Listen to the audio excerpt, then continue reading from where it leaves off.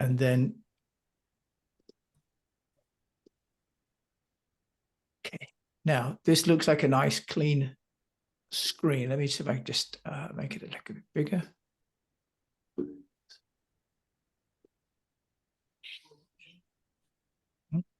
Bigger than that. Okay, can you see on my screen pre-production and production? So I'm going to just take you through the stages. And Craig, I'm recording this, I'm filming it and doing Otter. So, you know, take notes by all means, but I'm going to give you this anyway. So basically, what I'm going to do is I'm going to show you this pre-production, production, and there's also post-production and then distribution. Okay, so I'm going to show you the mind map as we go through here. Okay. Under pre-production, let's take this first. Okay, now, can you still see that okay?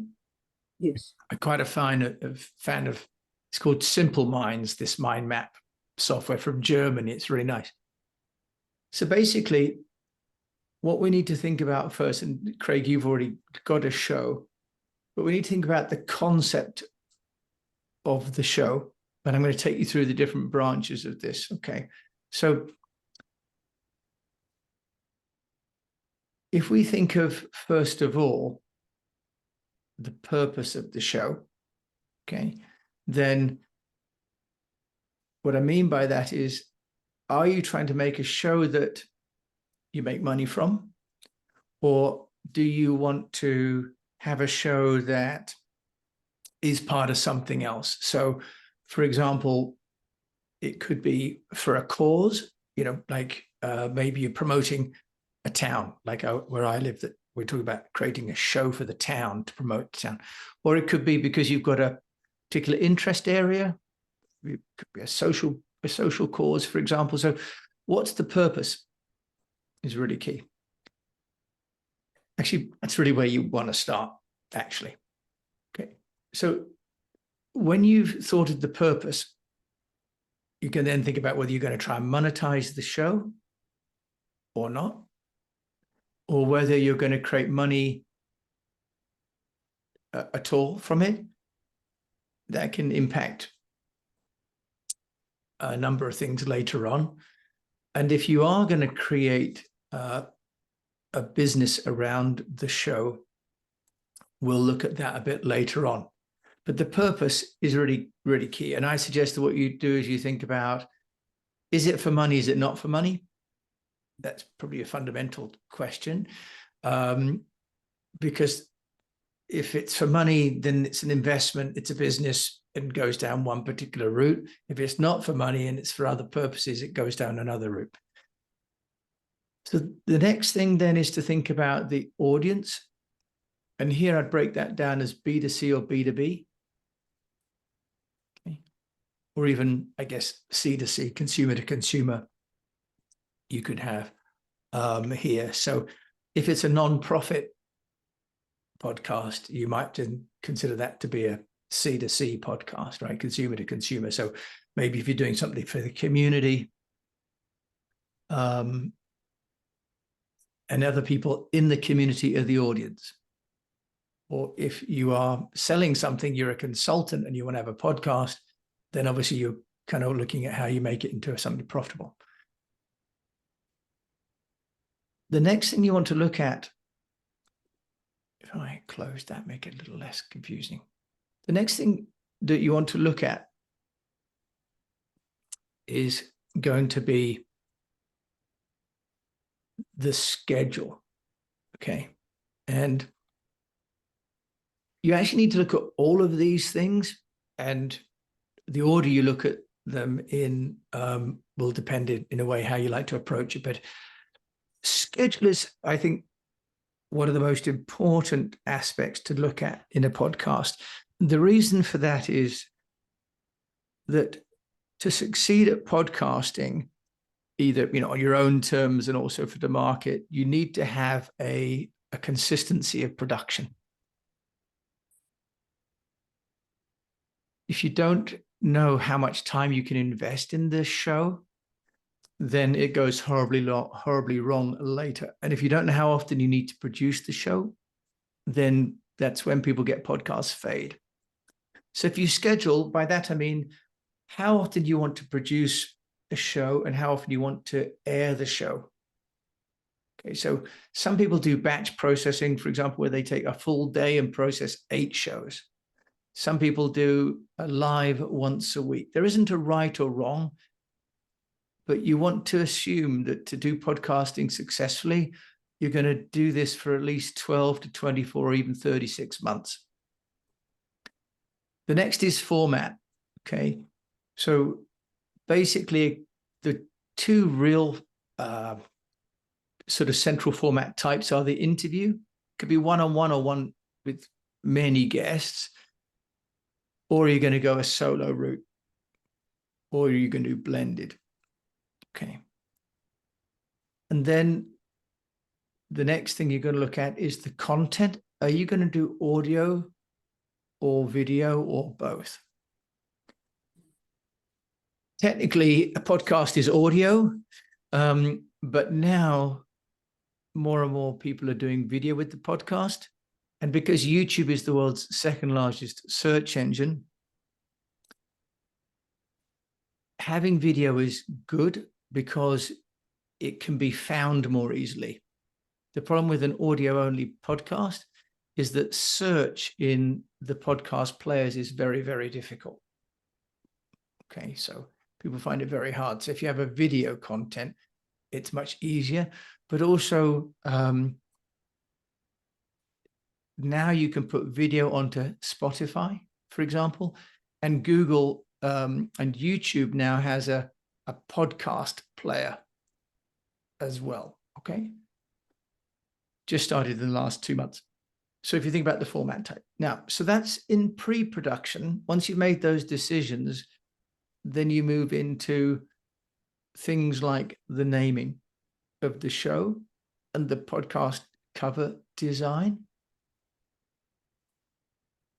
Then you can think about who's going to host the show. And if you're going to go for the interview type, you think about the guesting. Okay.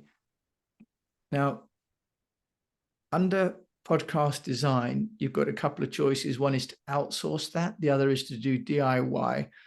Podcast cover design is a whole art in itself. And each of these top line, areas can lead into more and more detail. But today I didn't want to, overwhelm you with that. But each of these decisions lead on to other decisions. Excuse me. But once you've got your concept and your format, you can decide on the design. So for example, if it's a solo show, some people have got the picture of the guest on the front. For example, a picture of the host on the front. For my show, I have a very simple The Unnoticed Entrepreneur podcast cover, but then for each individual episode, I have myself and my guest on the show, on the episode artwork. Okay. That takes more work to do. So I do that because I have a VA. But if you don't have any support, then you want to have one simple recurring art cover. Okay.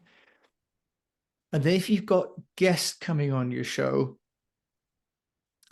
there's a whole body of work on who you're going to get to be a guest on the show, and then how you get inquiries for them to become on your show. And again, you can use a matchmaker, as we said before, or you can reach out to people. And this is a real area where, as your show gets bigger, you want to think about automating it. So I have inquiries every day for people to come on my show from podcast booking agencies and other people. So I've automated it. So I have an inquiry page, and then they fill out a form, and then I approve the inquiry. And then if they are approved by me because they fit the show remit, then I send them to a preparation page. Can you see how if you choose to have a guest show, there's a a body of work there. If you have a solo show, you don't need to worry about that. Okay, so far? Is this useful? Yep. Okay. So these are the decisions that you take in pre-production. If we look at there are more levels to those things, but these are the top line decisions. So if we look at production, and sorry, that one if I close this, you don't see those. Well, I need to change the mind map a little bit. But basically here, under production, you need to look at the studio. Okay, and I say studio because what you need to think about as an environment, a place where you're going to do your recording. What some people do is they do it in their home, but the setup of your home means that you need to have some equipment. And I haven't tried to overwhelm you here, but here we need to think about microphones, cameras, and lighting. Okay. And again, if this is useful, then I can start to fill more of these out. But you need a good microphone, plainly. You need a camera because even if you're only going to do audio, you still want to see your guest. Okay. And you need lighting because if I turn off my lighting, you see the difference in my background. I have lights on here. You can see the difference. And the reason you want to do lighting is because sometimes you're shooting in the daytime, sometimes in the evening, but you want the consistency for all of your shows. So you need to control the lighting. Okay. And then under the production, you need to think about the sessions. So the reason beforehand I asked you about the format, like interview or guest, interview or solo, the duration, the content, is because your sessions will all be determined by those decisions you've taken in the pre-production. And then scheduling is another part of this because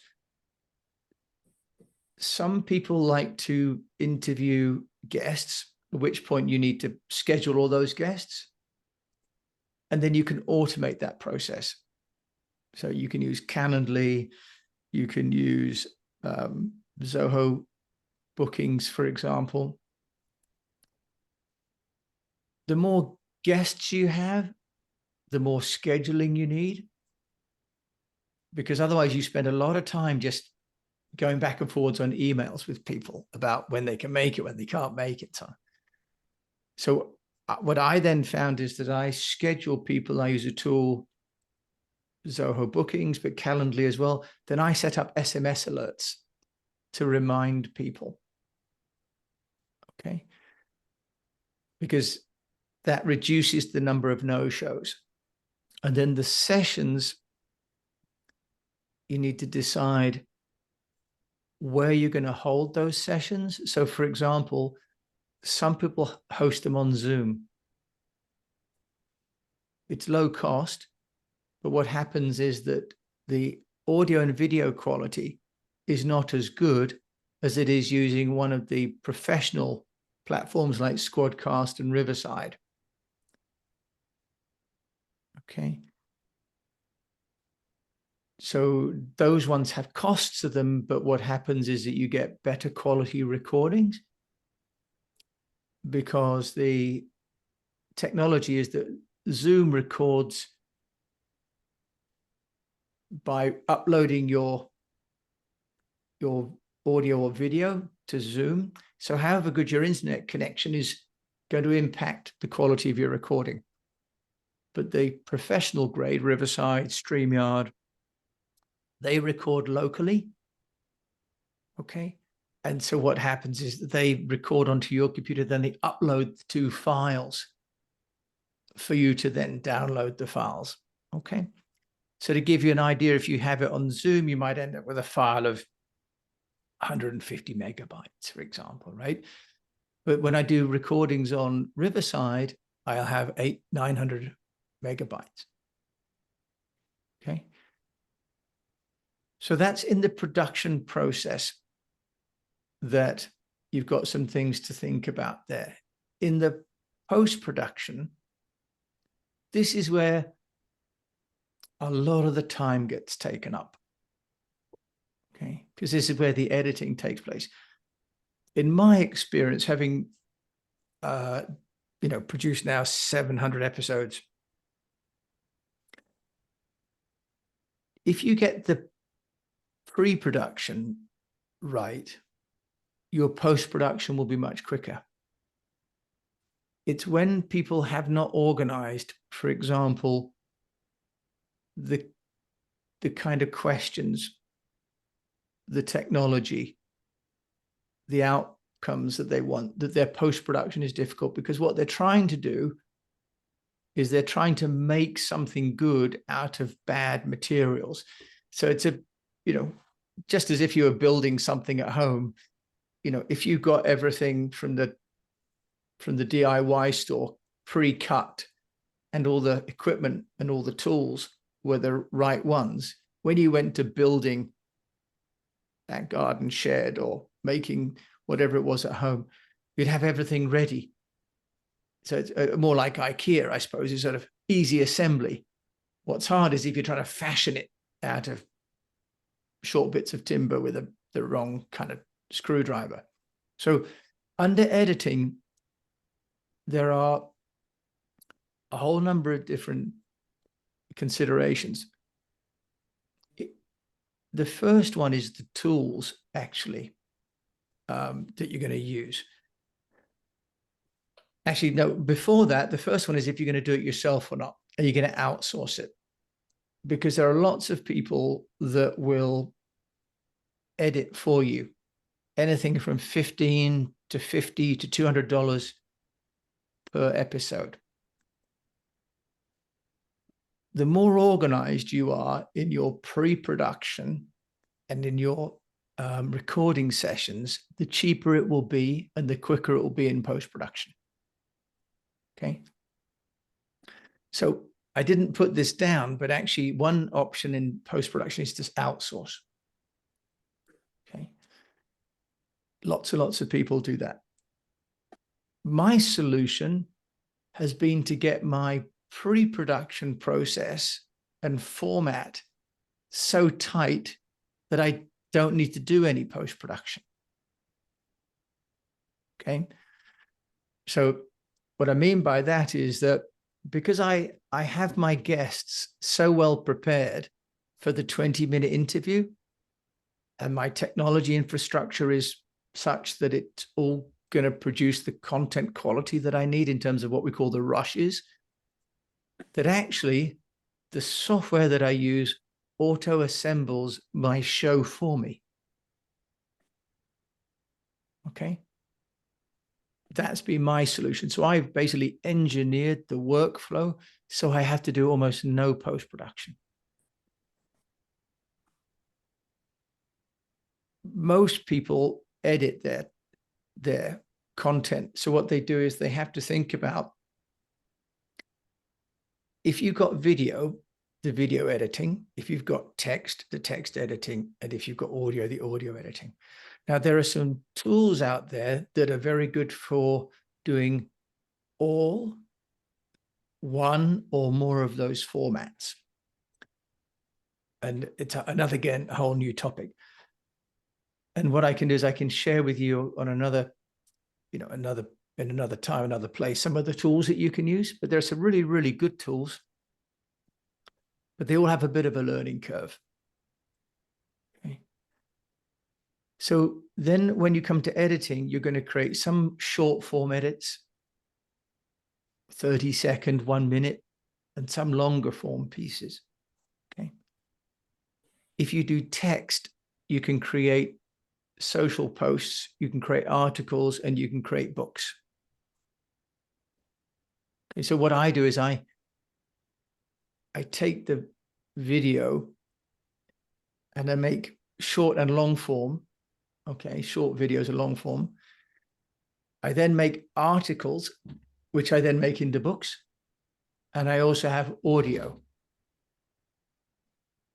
Okay, so you really want to leverage that time you spend with your guest or with yourself into being as many different formats as you can. Okay. Post-production is a huge art, and there's a whole business in post-production in the TV world and the radio world, but it's very, very possible, and you can make post-production less painful, almost painless, if you prepare the production and the pre-production. Okay. So then under distribution, we've got hosting. And hosting is in a way the easiest part, because you can choose a host, and there are a number of them. There's Captivate out of the UK, for example. There's Buzzsprout, there's Libsyn, and they all offer the same thing, which is you basically put your content online. There's also Anchor FM, which is free, which is now being bought by Spotify. But you put your show on these platforms, and they will then send your show to what we call the players. So all the directories: Google, Spotify, Apple, Stitcher, right? There's a whole bunch of players out there. Okay. And what these hosting companies will also do is they will have an RSS feed. Stands for really simple syndication. And it's the RSS that you use to send it to your website, for example. Okay. So you can embed that show somewhere else. So the players are kind of the simplest part, but they'll all do audio for you. Okay. They're not doing video, they're doing audio. And then here, we've got the social channels like X, YouTube, LinkedIn, Facebook, TikTok. Now, you can do that manually, post them one at a time, or you can use some tools like Zoho Social, for example. There's another one called repurpose.io, where you basically have your content come from one of those players, and you can then repurpose it for the different social channels. Again, there are people that will do that for you, and there are tools that you can use as well. And then under promotion, there's a whole new category of sites like Good Pods, where they just promote podcasts through sort of social proof and social recommendation. And promotion, of course, then you can use things like Google Ads. You can promote it on your own Facebook and so on. So in each of these stages, which is pre-production, production, post-production, distribution, what I've tried to do, it just top line, is to give you an idea of some of the top line decisions and workflow. And each one of them warrants, more detail. But that, Craig, it's you and me now, so that's great. You sort of get a one-on-one. Brilliant. Any questions or any thoughts? Because obviously each one of these has another bunch of layers, but I also didn't want to make on the first outing this to be more complicated than it needs to be. No, I've dabbled around with the majority of them, but I found with my last interview, the way that I structured the interview made it a lot easier to create the separate different episodes. So I think it was 90 minutes, and we've got about 5 or 6 different short videos out of that on different topics, which will be different episodes, which works well, so that aligns with what you've said. But it's just getting that pre-production sorted to help resolve some of the sort of the lengthy issues that you can have in post-production, which sometimes you'll get to a point where you'll just stop and think, I'll come back to that in a couple of days' time, because it can be a little bit overwhelming sometimes. I think that's absolutely right. And so with your show, Craig, are you doing interviews? Yeah, I'm doing interviews, but I'm going to start doing some solo episodes as well. And which will, because I thought about it, it's around mental health, men's mental health, and it's around sort of peeking behind the curtains at what makes men tick. All right.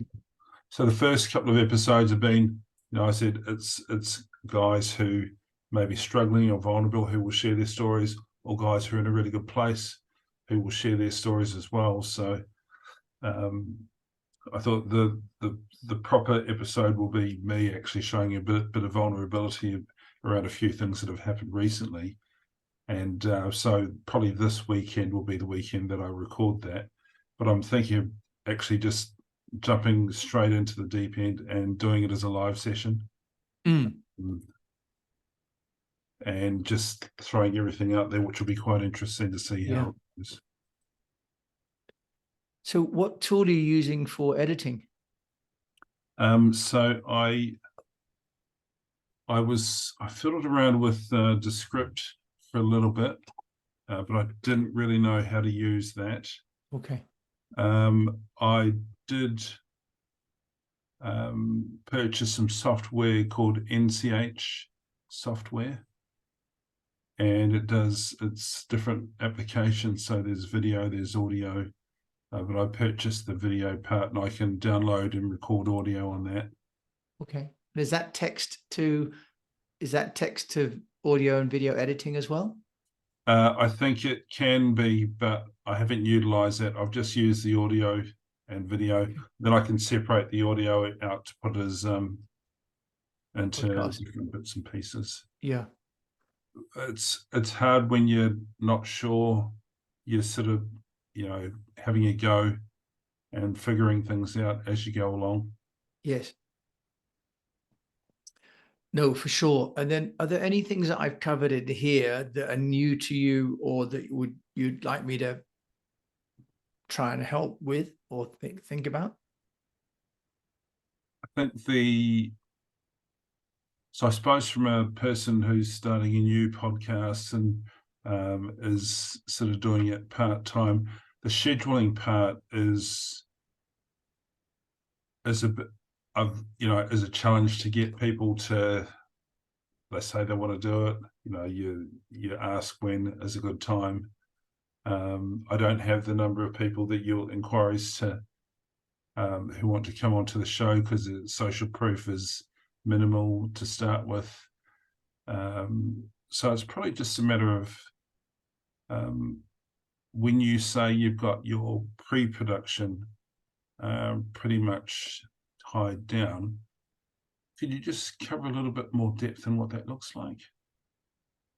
Yeah, so I think, pre-production is about laying out what the show is going to stand for. And what I haven't put here, but I could have done and should have done, is talk about, for example, the website and so on for the show. Yes. Because under pre-production, I built out a website. Maybe what I do is, if I share with you what I've built, I'm not sure whether you've done this, Craig, or not, but when you talk about pre-production, part of that here is about being upfront, about what the show is going to do, who it's for, and why. Do you currently have a website, for example, for your? No, I don't. I have bought the purchased the domain. Great. So but again, that's the other thing. It's like, do I outsource it, or do I try and fudge it? to get the web page Well, made? this is a company called podcast.io, podcastpage.io. I think I have a link on it I can send to you here. Okay.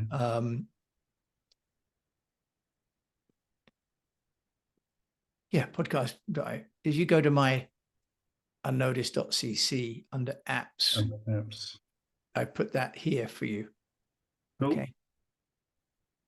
It's a really good podcast page builder. I think I pay £8 a month. I think it is. It's, Right, okay. it's not free, but to be honest, it's fabulous. It's really drag and drop. Yeah, that looks great. Yeah, it's really good. And he's got things like, you can take a feed for the show. So I don't want to. So I think in that pre-production, when you know what you want the show to do and stand for, to get people to take part, you have to demonstrate that that's what it's for. Because once you've got that in your own mind, that's great. Yeah. I will tell you, I had to go and ask people to be on the show at the beginning. Yeah. Okay. It doesn't happen overnight, right? I mean, in that sense. And, but can you see what I did was I built out a profile of the show. And when I started this, by the way, I didn't have a guest page because I didn't have any guests yet. Yeah. So I didn't have the participants page, even though in the podcast pages platform, he has that. It's really good. So if you don't already have a website, Craig, I would really encourage you to do that, because also what it does, it helps me, reminds me of what I'm doing. I mean, I've been doing this for a couple of years now, right? So what happened in pre-production is that, for example, I have an application page, which I've built out. And actually this now is from Zoho Forms, but in podcast pages, he has a guest application form, which is really good. And in fact, I have that now as a hidden page because I want the automation, but because I want them in my CRM, but actually his website builder has that already. Yeah. If I could remember the page, there's a guest.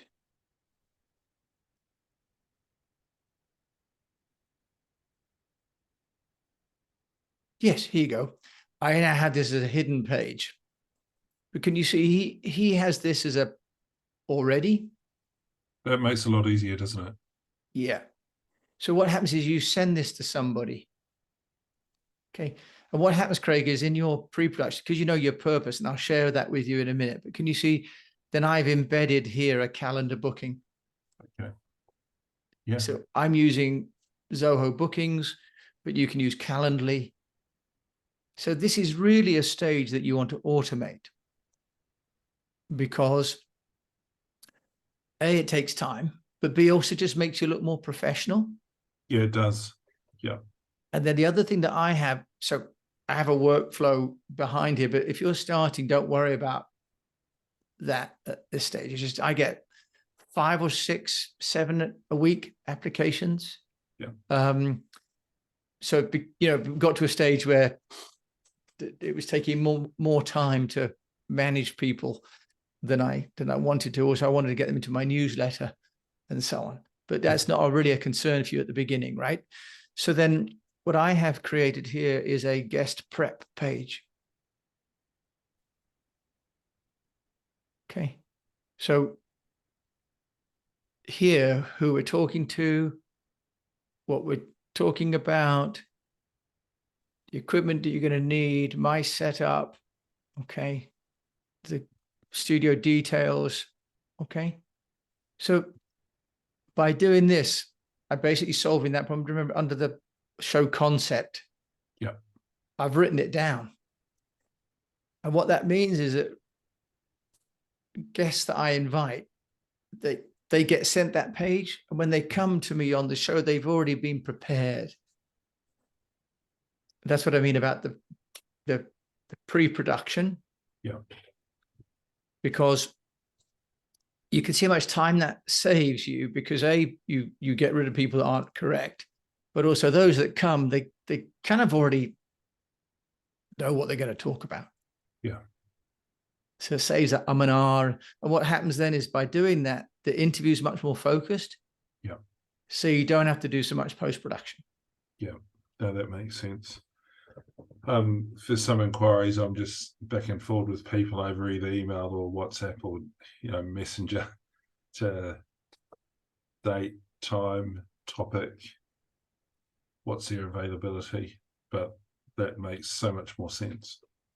Yeah. So you don't want to do, frankly, you don't want to do any of that. No. Because it's really not adding any value to you. Okay. And then I also have here about the show. Okay. So, I mean, you could use my website and podcast pages. Tom's great, and he's super, super quick at answering questions. I'm a huge fan. So then I put about the show. So you could put about you, Brilliant.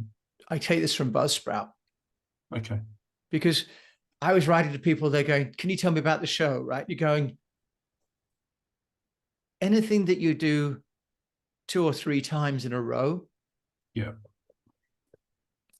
can be a format and an automation. Yeah, definitely. Yeah. Okay. So it's just right, it saves you time. If I show you, this is podcastpage.io. So you can get started for free, look. Okay. And then, if I just show you here, you could log in and you can see the different pages. Can you see? Yeah. And it's really, so that's what I mean about the pre-production. You get the architecture. What's your show called, Craig? Quintessentially You. Oh, okay, nice, right? So you could see here, if you want to edit this, can you see how you can add in video? That's my next job, actually, is to put video of me welcoming people to the show. But, can you see how much great content you could put in here? Yeah, definitely. So with his tools, you'll be able to, with this platform rather, you could then, for example, you could create a guest application page. And he's got templates here. He's done honestly, he's done a great job. Can you see here? You can, for example, put here a widget intake form. Yeah. So if you put that in, it'll ask, it'll get people to tell you those things, about your. So if I do, I don't want to.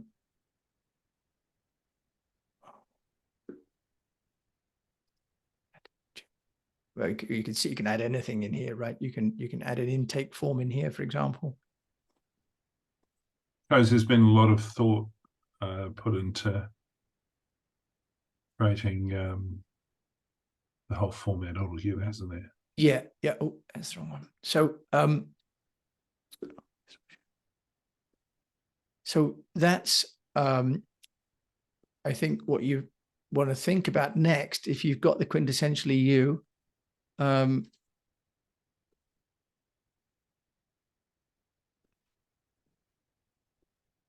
Then you can then start to,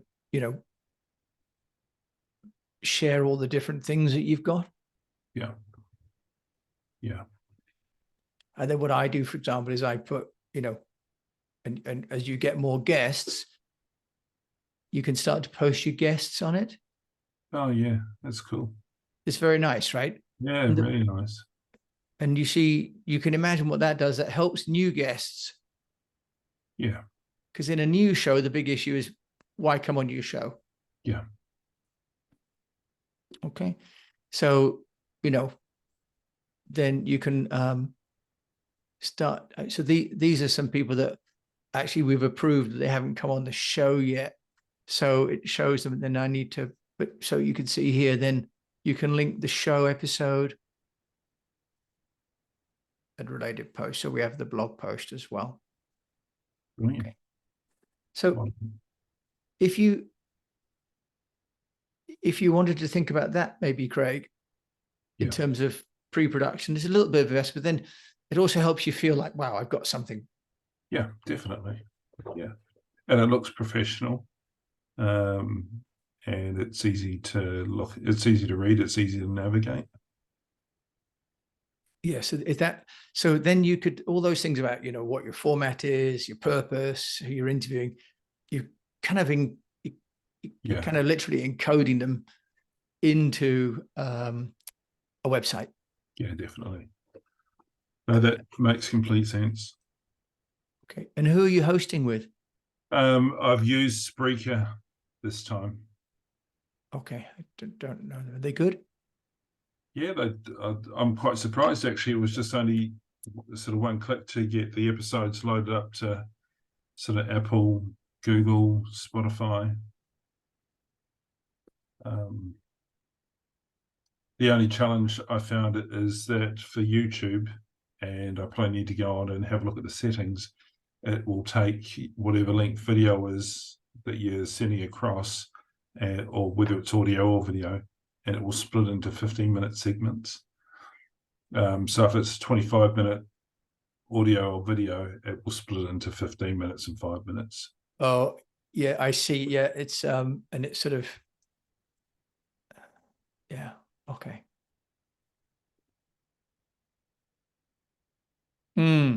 Okay, yeah. So for iHeart, yeah, they've also bought Captivate. I mean, it's also good. One thing I will share with you. Sure. I use one called Buzzsprout, and then I'm mindful of the time, but I use one called Buzzsprout. And I'm going to share with you why I use Buzzsprout. Okay. Because remember I mentioned about the outsourcing and the post-production? Yeah. Okay. So the cool thing, there's a very cool thing, a new thing in Buzzsprout, because post-production, writing show notes and so on takes time, right? Mm-hmm. They have this new thing here called Co-host AI. You pay for it. I pay $20 a month. That's 15 quid a month, right? Yeah. This is the really cool thing, Craig. When I upload a show, guess what it does? It creates all this content for me automatically. This is a game changer. Yeah. A game changer, right? So I also use the magic mastering because it auto levels up my content. Okay. Right. So it's very nice. But so if I look at, for example, let's take here.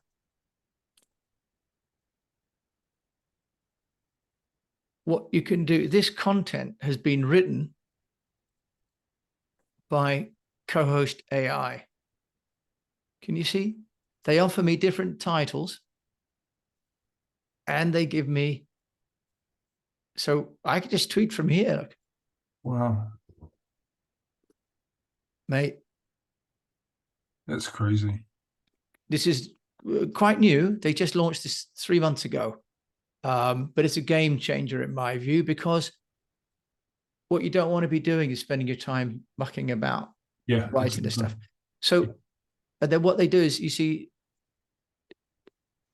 this is already done, but it's also creating a blog post for me. I was paying someone $25 an article, but look, it's created a blog post. So you can literally cut and paste that and put that into your podcast pages website. Yeah, definitely. That's what I'm doing, right? And it gives me a transcript as well. Okay. So then you could change, it gives you, otherwise you pay money for that as well. Okay. It gives you a transcript, and you want the transcript that makes your show discoverable. Yes. Right. And also the other thing that I like about this is I've got the ability to do monetization. So I can add brand. So I have a number of people that I've signed up to their affiliate program. Oh, okay. Wow. Okay. And this then shows when people see the episode on their player. Okay. So that's why I remember I said at the very beginning, your purpose. Yeah. If it's, a hobby, something like you want anything that's free, right? Spreaker, I guess, is free, is it? Yeah, it's got a pricing plan, but you can upgrade to, but at the moment it's free. Yeah. So, but you get what you pay for. They make money by putting ads in your content for you. Yeah. Right. And that's not what I want to run this as a business, right? So I've got a subscriber, then I've got here. Can you see these affiliates? So I sign up for affiliates. There's some platforms. A lot of these people have been on my show, by the way. Okay. So they come on my show and they've got an affiliate program. So I sign up for that. So I can make money if people buy these. So can you see how the decision that you take about at the beginning impacts the decision? I decided to invest, I think 35 quid a month. I think I invest in it. For me, this is one of the best. There's also Captivate's also very good, but I particularly like where these guys are going with. And honestly, for you, Craig, Co-host AI is a game changer, right? Because you don't have the time to, I don't have the time to write all that stuff, right? No, that's just amazing. It started about, they launched this about 2 months ago, and I signed up straight away, just because, look. Yeah. Yeah, the amount of time that you'd spend trying to put that together in a way that makes sense. That's cool. It's very cool, right? Again, I'm full disclosure, I think I'm an affiliate, but just because it's really damn good. Yeah. Yeah, I'm an affiliate there. So it's just really good. Well, I'll jump through your affiliate link because I'm quite happy to change where I am, especially if it's going to give me that level of support and that information coming back through. And it does all these things as well, right? So, and there's your RSS feed. Yeah. So these guys also have a very good podcast. So, Craig, if you were to use, you don't even need to use the podcast pages necessarily, because these guys will have a player for you, and you could even just, they'll give you a website. Here you go, look. So you could even just use this to start with if you want to, but that doesn't have your purpose, your booking. Yeah. So this is kind of like hobby level. That's why it's all about your intent. Yeah. If you intend to do something proper, my personal view is there is no point doing 3 or 4 podcasts on the cheap. You either do it or you don't do it. Yeah. Is my personal view. In the same way with anything, it's not worth doing otherwise. Yeah, exactly. No, that's a long-term plan, is to do it and do it well. And can you see, I have 600 episodes. Yeah. So is that helping, mindful of, again, the time, because it's been in nearly an hour, but Craig, is that giving you a bit more? It's been brilliant. Yeah. Okay. Thank you. I appreciate that. There's loads to that's given me a better insight into what I'm wanting to do, as opposed to obviously seeing it from your point of view, what you've done, as opposed to just thinking that's what I want to do, but I'm not sure how to do it. I'm not sure what I am looking at, but that's given me a really good framework to work with. Okay, great. Well, look, what I'm going to do is I'm going to stop recording now, and